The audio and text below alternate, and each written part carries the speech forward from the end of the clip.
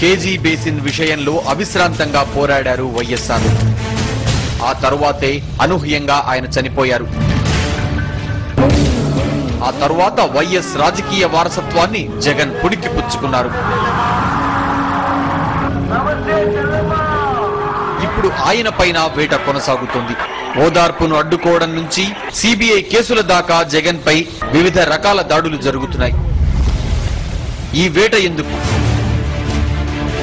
Corruption in the Mukesh Ambani promoted Reliance and Oil Ministry deal over gas in the CAG report goes beyond Suresh Kalmadi. CAG తన నివేదికలో 70% Reliance industries gimmicks గురించి చర్చించి Reliance వ్యవహారంలో 60,000 దాదాపు 60,000 కోట్ల కుంభకోణం జరిగిందని గతంలో రిలయన్స్ ఇండస్ట్రీస్ అక్రమాలకి పాల్పడిందని CAG తప్పుపట్టింది. మన రాష్ట్రంలోని కేజీ బేసిన్ లో గ్యాస్ వెలికితీతలో అక్రమాలను బయటపెట్టిన కంట్రోలర్ ఆడిటర్ జనరల్ నివేదిక అది. దేశమంతా రిలయన్స్ ఇండస్ట్రీస్ వ్యవహారం చూసి నివ్వెరపోయింది. కానీ ఈ విషయాన్ని చాలా కాలం ముందే ఒక వ్యక్తి బయటపెట్టారు. The first landfall point for the gas in KG Basin is in East Godavari district of Andhra Pradesh.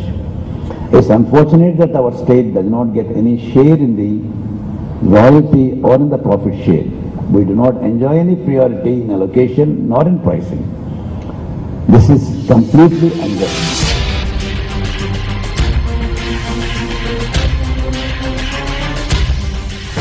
YS Rajasekhar Reddy KG basin అవకతవకల విషయంలో పలుసార్లు ప్రధానమంత్రిని కూడా కలుసుకున్నారు. నిజానికి కేజీ బేసిన్ ఒప్పందంలో మాజీ ముఖ్యమంత్రి చంద్రబాబు నాయుడు ప్రమేయం కూడా ఉందన్న ఆరోపణలున్నాయి. అందుకే ఈనాడు పత్రిక ఆర్థిక ఇబ్బందుల్లో ఉన్నప్పుడు నిమేష్ కంపెనీ ద్వారా అంబానీలు ఇన్వెస్ట్ చేసి ఈనాడు సంస్థలను గట్టెక్కించారు. 1800 కోట్ల నష్టాల్లో ఉన్నటువంటి రామోజీ గ్రూప్స్ కు మరి ఏ విధంగా 100 రూపాయల షేర్ వాల్యూ ఉండేదాన్ని 5 లక్షల రూపాయల షేర్ వాల్యూ పెట్టి ఏ విధంగా నిలేష్ కంపెనీ వాళ్ళు తీసుకుంటారో అది కూడా మరి ఆయన పేపర్లో అది కూడా రాసుకుంటే బాగుంటుంది.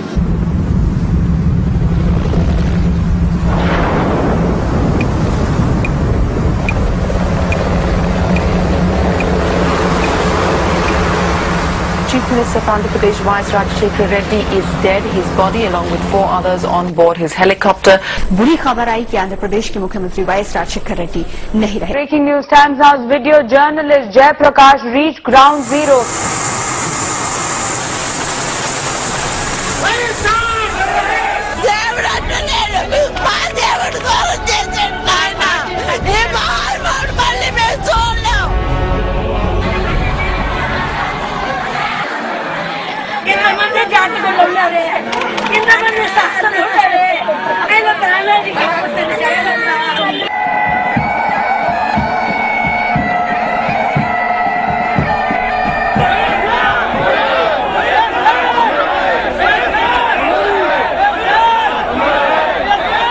హాస్పిటల్ చూపించి ఫోటోలు బాబు ఫోటో ఇచ్చాడు. నాకు జీతం ఇస్తున్నారు, పెన్షన్ డబ్బులు రాశాడు బాబు. 1,00,000 రూపాయలు ఖరీదైంది. కార్డు ఇచ్చాడు బాబు. బాబు ఆ బాబుని మర్చిపోయాం బాబు. నమస్తే నమస్తే నమస్తే జల్లమ్మ, నమస్తే బాబు, నమస్తే బాబా, నమస్తే నమస్తే నమస్తే. వైఎస్ఆర్ మృతిపై జరిగిన దర్యాప్తు విషయంలోనూ చాలా అనుమానాలున్నాయన్నది చాలా మంది ప్రజల భావన. ప్రజలలో ఎన్నో సందేహాలున్నాయి. ఇదంతా మొక్కుబడి దర్యాప్తేనన్న ప్రశ్నలు తలెత్తాయి.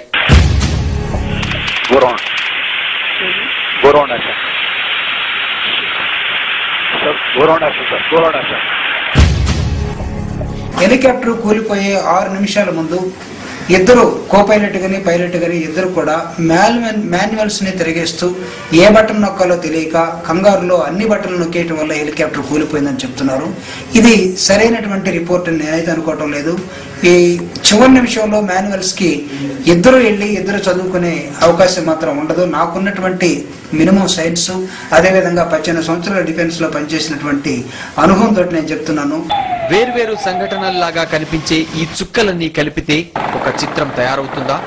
వైఎస్ఆర్ మృతి వెనుక ఏదైనా కుట్ర ఉందా? దర్యాప్తు కూడా మొక్కుబడిగా సాగిందన్న అనుమానాలు వస్తున్నాయి. ఇదంతా కూడా కుట్రేనా అన్న ప్రశ్నలు తలెత్తుతున్నాయి. ఆయన అసలు ఎలా చనిపోయారు, ఎందుకు చనిపోయారు, అంత అర్థంతరంగా ఆయన చనిపోయిన మరణానికి కనీసం దానికి ఏం చెయ్యాలి అని కూడా ప్రభుత్వం ఆలోచించడం లేదు. ఇది ఆలోచించరా? దీనికేంటి సమాధానం?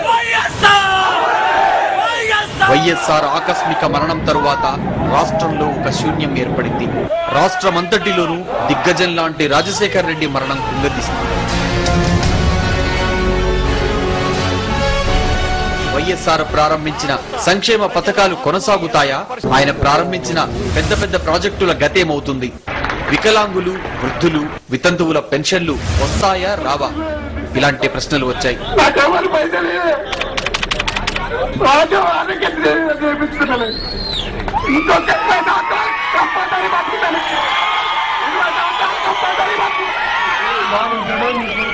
నా కొడుకు ఇంకో చిన్న కొడుకున్నారు అవుతున్నారా పండుకున్నాడు తీసుకొచ్చామని అనుకున్నారు. Thank you sir.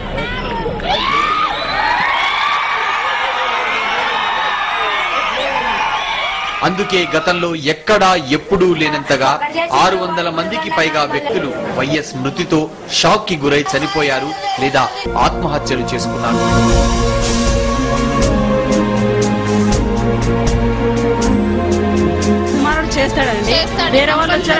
ఈ పరిస్థితిలోనే వైఎస్ కుమారుడు జగన్ ప్రజలకు ఒక ఆశా కిరణంలా కనిపించారు.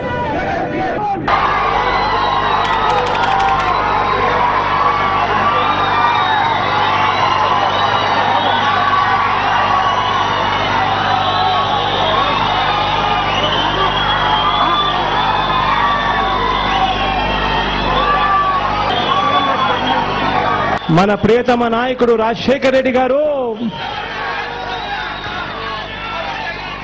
నాకు ఒక పెద్ద కుటుంబాన్ని ఇచ్చారు.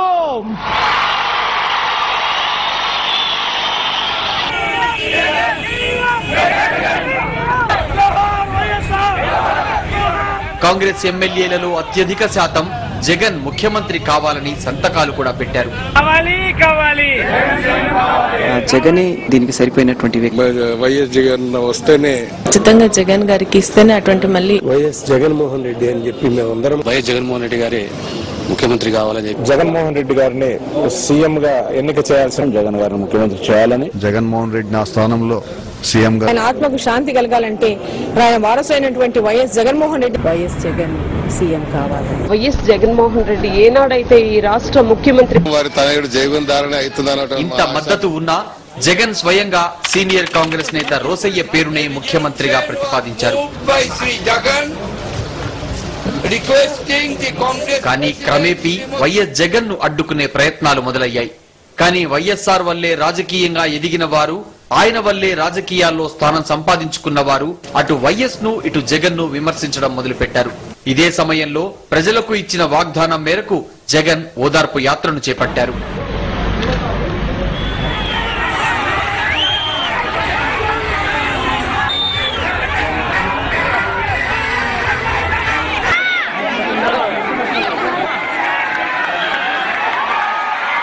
మన వైఎస్ఆర్ తనయుడు, వైఎస్ఆర్ రాజకీయ వారసుడు మన జగన్ అన్న మన ముందుకు వచ్చాడు.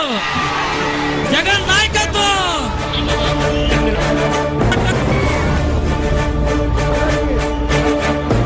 మొదట్లో ఓదార్పు యాత్రల్లో కాంగ్రెస్ నాయకులందరూ పాల్గొన్నారు.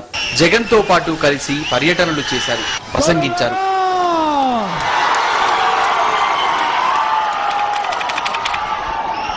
మిత్రులారా,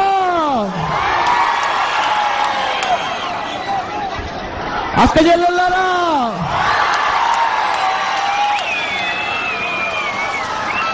ఏమిచ్చి తీర్చుకోను ఈ రుణాన్ని. ఓదార్పుకి వస్తోన్న అనూహ్య స్పందన చూసి కాంగ్రెస్ అధిష్టానం కంగారు పడింది. జగన్ ను కట్టడి చేయాలని ప్రయత్నించింది. నాన్న చనిపోయి కొద్ది రోజులైనప్పటికీ కూడా అమ్మ ఎక్కడికి కూడా బయటికి పోయే పరిస్థితికి కూడా రానప్పటికీ కూడా సోనియా గాంధీ గారిని మటుకు నాతో పాటు అడుగులో అడుగు వేసి వచ్చి కలిసి సోనియా గాంధీ గారికి చెప్పాలి అని చెప్పి ఆవిడ కూడా ఆలోచన చేసింది. మనసులో బాధ పెట్టుకుని ఆత్మగౌరవాన్ని చంపుకొని నాతో పాటు ఢిల్లీ దాకా కూడా వచ్చింది. వచ్చి సోనియా గాంధీ గారికి నచ్చజెప్పే కార్యక్రమంలో భాగంగా నచ్చజెప్పే ప్రయత్నం చేసింది నాతో పాటు. ఎంత చెప్పినా కూడా ఆవిడకు మనం చెప్పే మాటలు ఎక్కనే. ఇక ఓదార్పును అడ్డుకునే యత్నాలు మొదలయ్యాయి. కాంగ్రెస్ పార్టీ ఏ ఆదేశం ఇచ్చిందో ఆ ఆదేశాన్ని మనందరం కూడా గౌరవించవలసినటువంటి బాధ్యత ఉన్నది. కాంగ్రెస్ పార్టీలో ఉన్నటువంటి ప్రతి ఒక్కరూ కూడా క్రమశిక్షణతో బాధ్యయుతంగా వ్యవహరించాలి అని సూచించింది. అడుగడుగున ఆటంకాలు మొదలయ్యాయి. వరంగల్లో ఓదార్పు యాత్ర కోసం బయలుదేరుతుండగా జగన్ ను అరెస్ట్ చేశారు.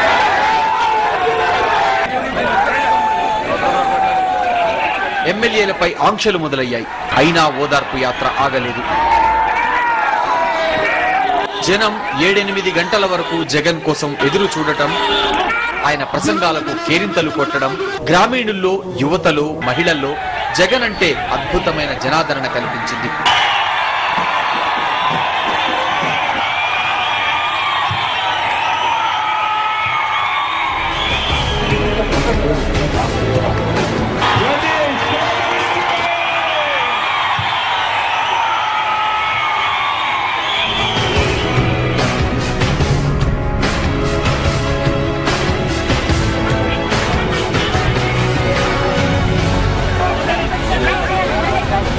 క్షేత్రస్థాయి కార్యకర్తలు జగన్ వెంట నిలిచారు.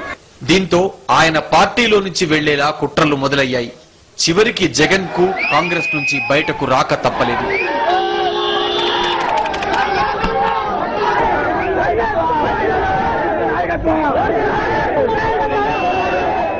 ఆయన తన ఎంపీ పదవికి, ఆయన తల్లి విజయమ్మ తన ఎమ్మెల్యే పదవికి రాజీనామా చేశారు.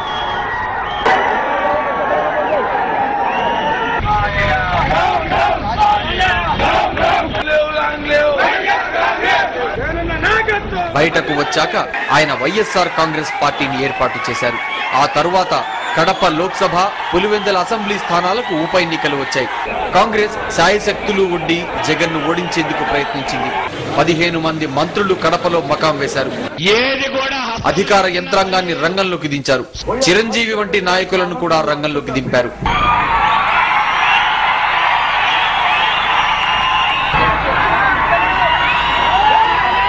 అంతేకాదు, రాష్ట్రంలో అధికార ప్రతిపక్షాలు కుమ్మక్కై జగన్మోహన్ రెడ్డి పేరున్న 10 మందితో, విజయమ్మ పేరున్న 6గురితో నామినేషన్లు కూడా వేయించారు. ఓటరును అయోమయానికి గురి చేయాలని విశ్వ ప్రయత్నం చేశారు. కానీ కడపలో జగన్, పులివెందులలో విజయమ్మలు కనీ విని ఎరుగని భారీ మెజారిటీతో విజయం సాధించారు. నిజంగా ఇది చరిత్రాత్మక విజయమని చెప్పాలి. A tremendous victory for YS Jagannamohan Reddy. He's got 5,44,000. YS Jaganmohan Reddy విజయమ్మల విజయాన్ని పురస్కరించుకుని YS Bharathi cake cut. Kadapa గడపలో వైఎస్ జగన్మోహన్ రెడ్డి విజయదుందు మోగి. జగన్మోహన్ రెడ్డి ఇక్కడ అంబరాలు సంబరాలంటే ఈ ఫలితాలు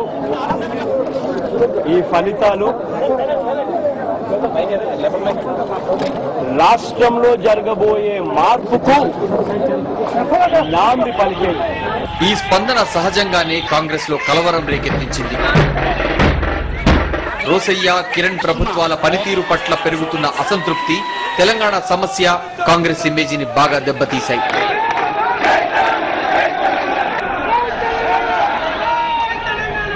దీంతో కాంగ్రెస్ మరింత కంగారు పడింది.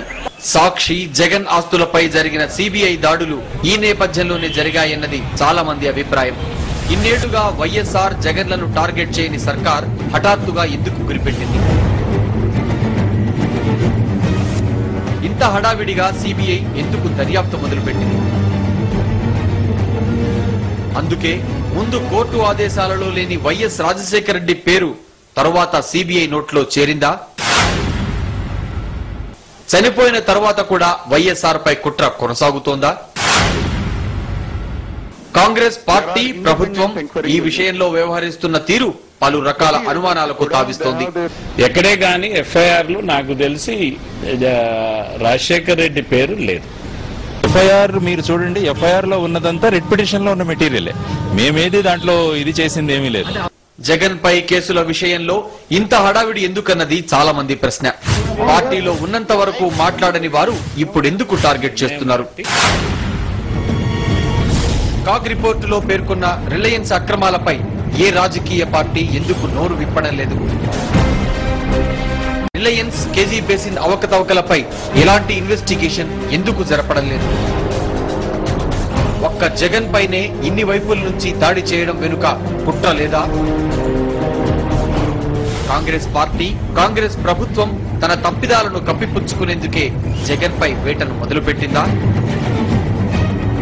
జగన్ పట్ల నానాటికి పెరుగుతున్న జనాదరణ చూసి ఈ వేట మొదలుపెట్టిందా? ఈ వేట వల్ల కాంగ్రెస్ కి ఏదైనా లాభం ఉంటుందా? జగన్ ని టార్గెట్ చేయడం కాంగ్రెస్ కు అనుకూలిస్తుందా? ఇప్పటికీ జగన్ ప్రజలలోనే ఓదార్పు పేరిట, దీక్షల పేరిట తిరుగుతున్నారు.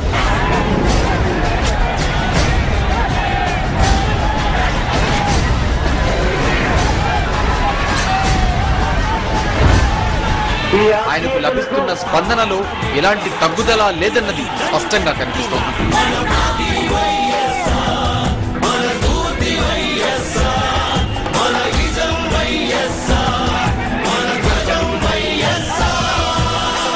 ఒకరైతే ఢిల్లీలో చక్రం తిప్పుతున్నారు, యావత్ దేశాన్ని శాసిస్తున్నారు. ఒకరైతే సోనియా గాంధీ గారు, మరొకరైతే చంద్రబాబు నాయుడు గారు. ఈ రాష్ట్రంలో ప్రతిపక్ష నేత, కాంగ్రెస్ పెద్దలు, ప్రతిపక్ష నాయకులు, ఈనాడు అనే సంస్థ, ఒక తోక పత్రిక, ఈ మధ్య కాలంలోనే వాళ్ళతో పాటు జతకట్టిన ఒక టీవీ నైన్ అనే ఒక సంస్థ, ఇంతమంది ఒక్క చోట ఏకమై కేవలం ఒకే ఒక్కరి దెబ్బతీయడానికి కోసం అని చెప్పి ఆ ఒకే ఒక్కరు చేసిన పాపమేమిటి అనంటే ఇచ్చిన మాటలు తాను అమ్ముకోలేకపోవడమే తాను చేసిన పాపమా అని చెప్పి నేను అడుగుతున్నా. కానీ ఒక్కటైతే నేను చెప్తున్నా, ఏమి చేసినా కూడా మళ్ళీ కెరటంలో పైకి లేస్తారని మటుకు ఖచ్చితంగా చెప్తున్నా. నేను వాళ్ళని చెప్తున్నా. ఒక్క మాట మాత్రం నిజం, వేట ఎంత వాడిగా సాగినా కోర్టులు, కేసుల కన్నా పెద్ద కోర్టు ఇంకొకటి ఉంది. అదే ప్రజా కోర్టు. ప్రజా తీర్పే అంతిమ తీర్పు.